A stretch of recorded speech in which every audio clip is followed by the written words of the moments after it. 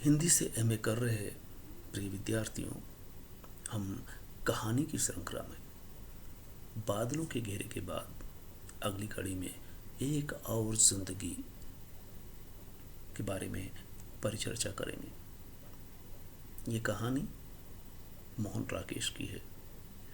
मोहन राकेश वो कहानीकार है जो नई कहानी लिखने वालों में से कहानी त्रय में शामिल थे। राजेंद्र यादव, कमलेश्वर और मोहन राकेश, इन तीन तिगड़ों ने मिलकर के एक नई कहानी का नाम दिया और तीनों ने मिलकर के एक साथ कहानियां लिखी, एक तरह से प्रतियोगी के रूप में। उन्हीं की यह कहानी एक और जिंदगी। सबसे पहले हम इस कहानी का सारांश समझते हैं कि कहानी क्या है। एक और जिंदगी कहानी से ही पता चलता है कि ये एक दंपति की कहानी है जिसकी एक जिंदगी होती है, लेकिन इसके अलावा भी वो दूसरी जिंदगी जीने का प्रयास करता है। उस जिंदगी के अलावा एक और जिंदगी। सबसे पहले पाठक कहानी को पढ़ते हुए जो देखता है कि पहाड़ पर रहने के लिए नायक गया हुआ है। पहाड़ पर एक होटल में कहानी नायक प्रकाश को देखता है। नायक बादलों को देखते हुए नजर आता है और किसी के इंतजार में। उसकी पूर्व पत्नी बीना और 3-4 साल के बेटे के साथ वो उसी पहाड़ पर उससे मुलाकात होती। उसका कुछ महीने का दाम्पत्य जीवन गुजरता है और उसके बाद वो अलग हो जाते हैं। संयोग से वो पहाड़ पर होता है और वो भी पहाड़ पर होती है। वो घूमने के लिए आया है, या यूं कहें कि इस इंतजार में आया है कि वहाँ बीना से मुलाकात होगी। कहानी के शुरू में और दूसरी बार कहानी के अंत में वह वहीं होता है, पहाड़ पर। पाशी यानी पलाश, जिसका वो इंतजार करता है, ये उसके बेटे का नाम है। और उसके बेटे से मिलते हुए वो पत्नी से, वो पत्नी और उसके बीच में न के बराबर संवाद होता है। आंखें तक भी नहीं मिल पाती है। वो पत्नी के पास नहीं, बेटे से मिलने के लिए जाता है। पहली बार जब वो आता है पहाड़ पर, तब मुश्किल से मुलाकात होती है अपने बेटे से।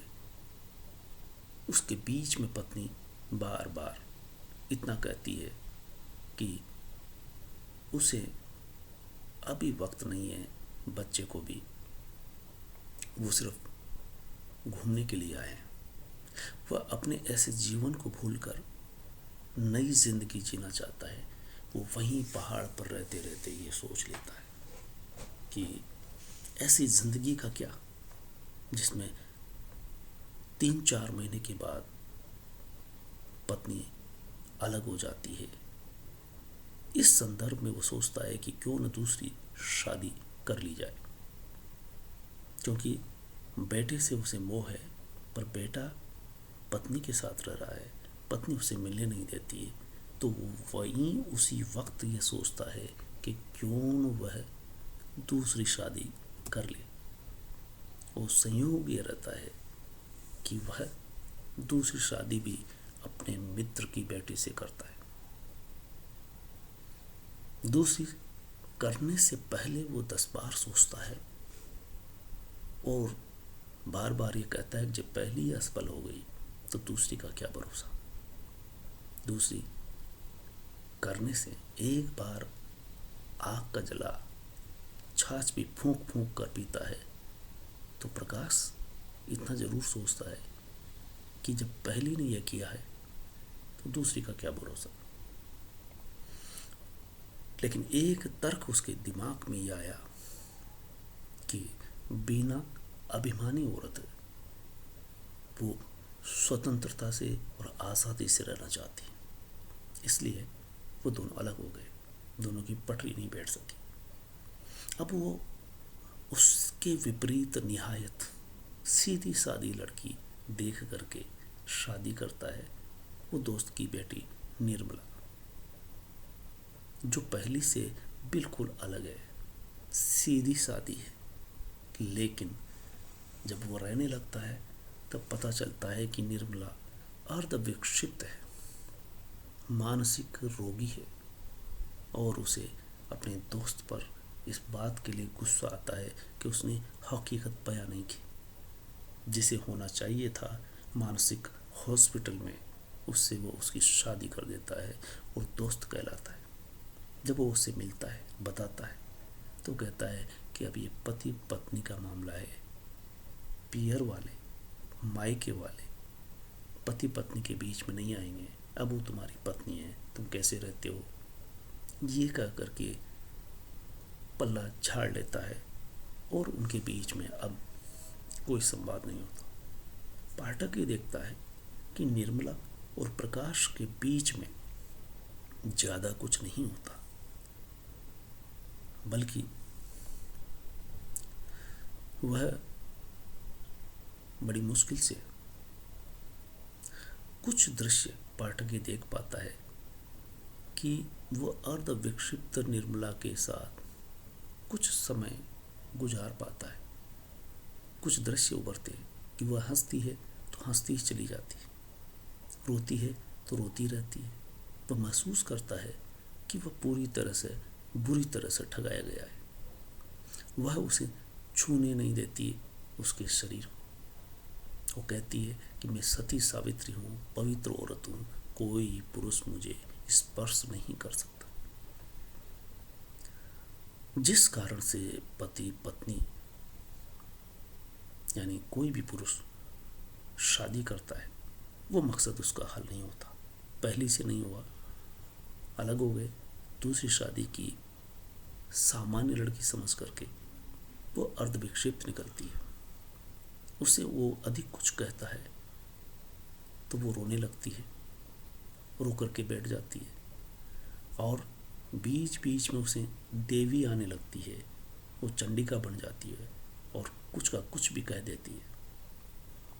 इस तरह के दृश्य उसके सामने पाठक ये देखता है कि प्रकाश को जो दूसरी शादी की जाती है वह भी ठीक नहीं होती। वो वापस पहाड़ पर लौटता है। उसे बेटे की याद आती है, बेटे से मिलने के लिए। इस तरह से पाठक ये देखता है कि एक और जिंदगी जो कहानी है पति पत्नी की, और बादलों के घेरे में भी कुछ ऐसा ही दृश्य होता है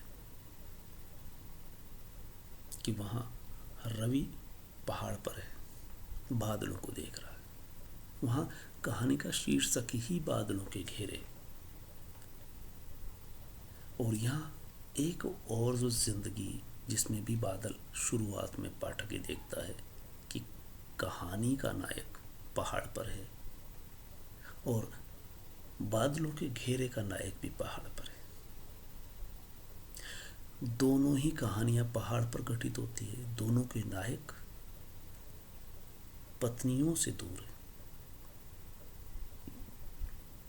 एक और जिंदगी का नायक बादलों के घेरे का नायक में काफी हद तक समानता है।